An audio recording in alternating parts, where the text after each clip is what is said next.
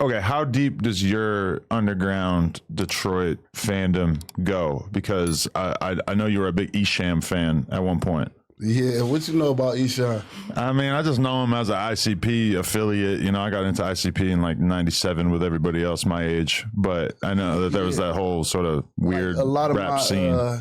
like style, as far as like rap and beats, came from like listening to a lot of Eshawn. Like he had like some real wicked music. Mm-hmm. Like we used to be down there possessed listening to his music. We used to listen to his music before we went out to hit licks and shit. Really? Yeah, like Just that hype dark yourself up. music. Yeah. That what they call it? Horrorcore. Yeah. Yeah.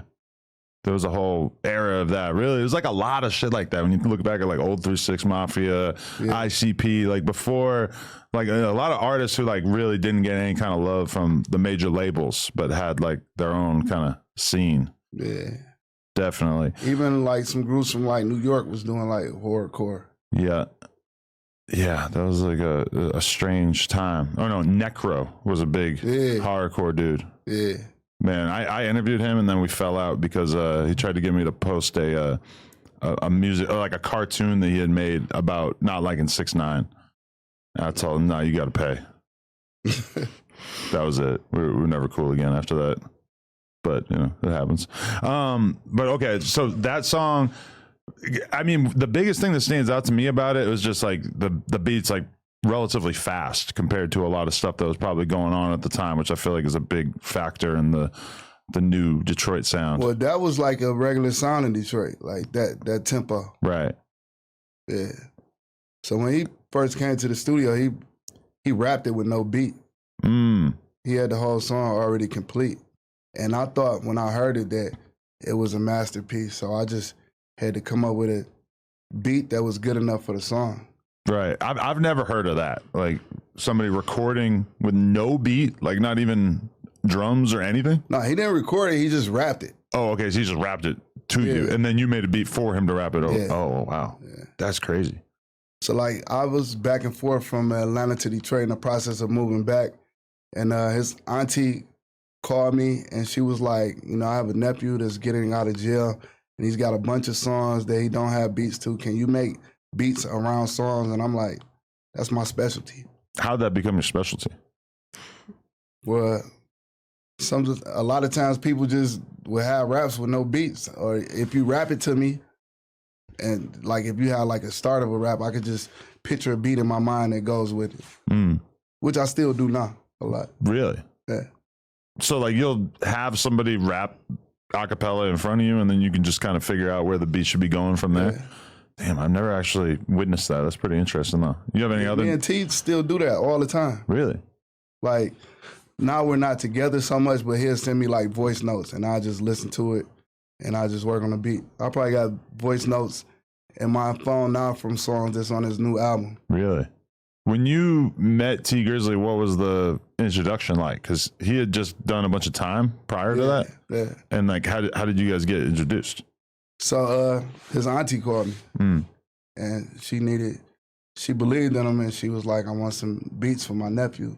But prior to that, he had a song that was like big on the streets called Quick. It was him, Rudy, and Peasy. It was on one of Peasy's albums. Oh, wow. And his verse on that song was phenomenal. And I remember asking somebody about him, like, damn, where this at? And they like, man, he locked up. He through. He probably never getting out. That's how they played it. So he was calling himself All-Star Ball Hard T then. So when he got out, he was calling himself T Grizzley, and I didn't even put 2 and 2 together to know that it was the same artist. But we had met before. He tells me, I don't remember, but he says Peasy brought him to my studio. And he said, he described the gun I had on the counter. So I knew he wasn't lying. Wow, that's hilarious. But, okay, after that song blew up, like, were you guys inseparable for a while, like working on music together? For a while, I felt like he struggled on other people's beats or just recording with other people. Really? Yeah. That's interesting. What, just because they didn't have that sound?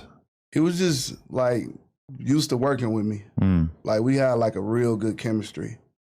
But after a while, he kind of like started to get it to where he could get in the studio with whoever and do his thing. But for a minute, it was like we had to be together. Like his auntie would be like, "Where are you at? You got to get out of town. You need to be here."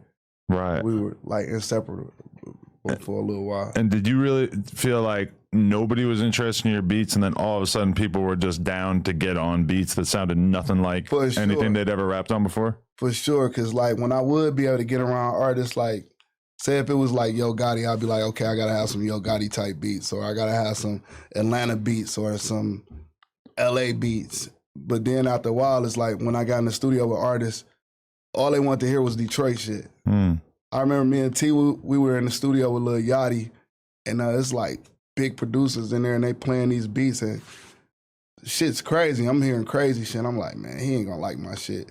And as soon as I play one beat, he like, that's it, load it up. And then they did D to the A.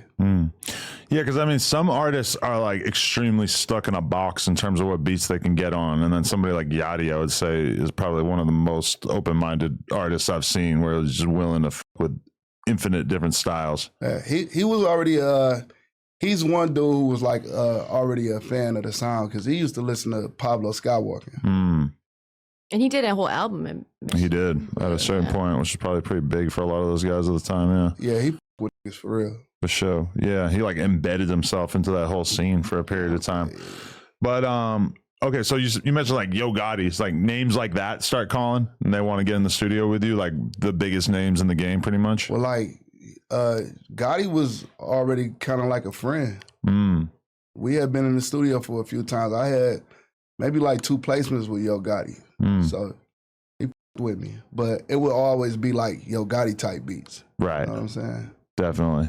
And so then all of a sudden you find yourself in a position where you don't really have to compromise the stuff that you were doing. Exactly. Damn.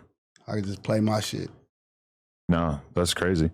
Okay. So after that though, like how did life change? Like, are you all of a sudden just everything's different? Like you're just kind of traveling around. You have like infinite more opportunities for you and traveling everything? around, getting placements with big artists, being able to put more Detroit artists on. Cause like when Doug first got out, he came to me too. 42 Twin brought him to me. So you were a big part of that early on. Like, were there any notable songs early on that you produced for him? Dog Food. There you go. Yeah. Yeah, I told Gotti to sign Doug. Really? Yeah. Did he see the vision from the beginning? I think he was already interested, and me and him already had a relationship. So he hit me up when he came into town. He's like, "Yo, who's hot?" And I'm like naming everybody who I thought was hot, and he's like, "Just pick one. Who would you put the house on?" Right. And it was Doug. Damn, no, that's dope.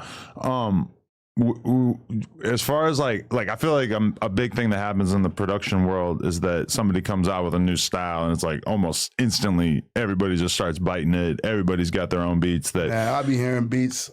I don't know if I made them or not. But did you have that experience? Like, how long did it take? Was it like a week, or is it like a couple months, or like all of a sudden you just? It felt like a week. Really? That's crazy, because I mean, like rappers bite each other's style, but there's something about a rapper's voice that's like kind of hard to imitate. Whereas with the beats, it's like, you know, anybody can just kind of look at the beat and just figure out how to recreate I get something. Like from a lot of guys from like overseas, like in different countries, and they sound just like my shit, just like Detroit shit, just like Michigan shit. Right. Damn. No, yeah, for sure.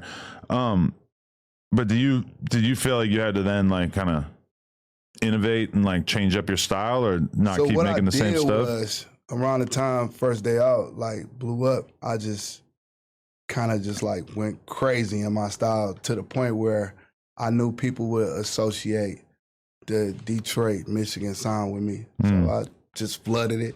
Now I'm just on to the next. Okay, so you just saw the clip, but did you know that you can watch this entire interview right now before it's released to the public, uncensored, by becoming a member for just $5 a month, and there's a lot of other crazy benefits as well. So make sure you hit the link down in the description and sign up. Appreciate y'all.